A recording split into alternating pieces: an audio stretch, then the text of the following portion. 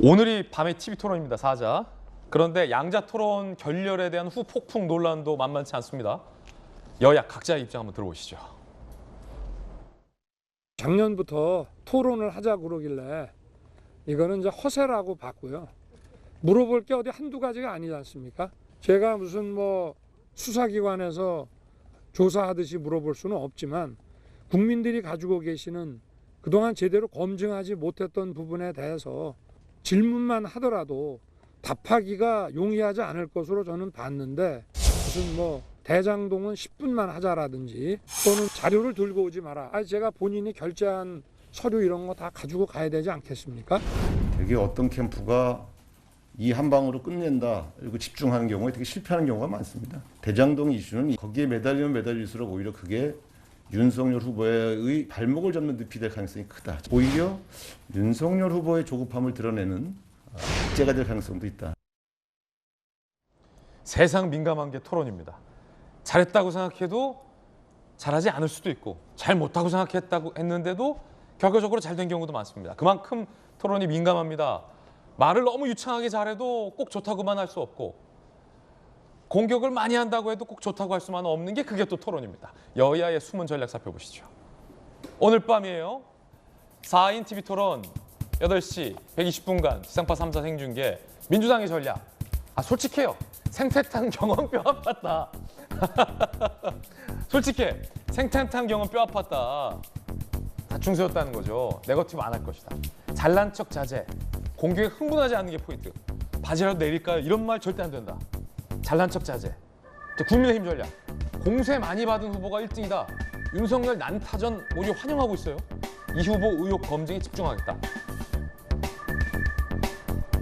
자, 국민의당 정의당도 이런 전략이 있어요. 큰 선거 홍보본부장 김영주 의원님. 예. 이 토론에 임하는 전략 국민의힘과 민주당이 조금 달라요. 그러니까 이재명 후보와 윤석열 후보의 전략이 다른데 양 후보에게 짧게 한 가지씩 조언을 준다면 전문가로서 글쎄요, 이제 뭐 이것만은 조심해라. 네, 아무래도 이제 그 이재명 후보는 그 정동영 전 그 의장이 지적한 바처럼 뭔가 큰 비전을 생각하는 진중한 태도를 보여라. 진중함이 중요하다. 그런 부분이죠. 그래서 어떤 다른 분들의 질문에 대해서 마치 말은 안 하더라도 조롱하듯이 그런 표정이 나오거나 가볍게 이렇게 답을 해버리거나 그런 부분들은 좀 자제되었으면 좋겠다. 이것만 조심해라. 네. 윤석열 후보에게는요? 윤석열 후보는 어쨌든 너무 이렇게 자기가 현재 안보라든지 이런 이슈에 대한 자신감을 갖고 있는 나머지 실제로 뭐 캠프 안에서 정도 만들어 놓은 수준을 뛰어넘을 가능성이 많아요.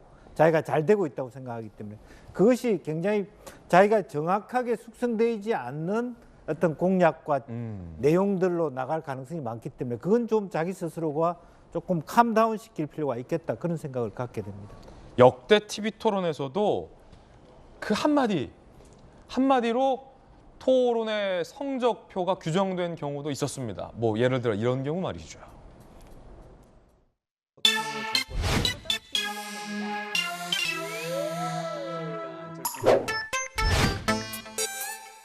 나중에 또 후보를 사퇴하게 되면은 국고 보조금을 그대로 또 받게 되지 않습니까? 근데 그런 그 도덕적인 문제도 있는데 단일화를 계속 주장하시면서 이렇게 또 토론회에도 나오시는 이유가 있습니까? 대단히 궁금하신 것 같아서 이것만 기억하시면 됩니다.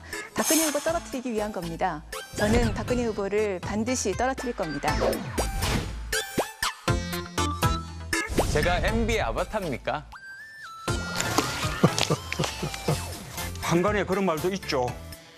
지금 문 후보님 생각을 묻습니다. 제가 MB 아바타입니까? 그게 제 생각입니다. 안철수 후보님, 아니면 아니라고 본인이 해명하십시오. 지금 그러면 MB 아바타가 아니라고 확인해 주시는 거죠? 갑철수입니까? 안철수입니까? 무슨 말씀이시죠? 갑철수입니까? 안철수입니까? 그것도 무슨 말씀인지 모르겠네요. 박철수래.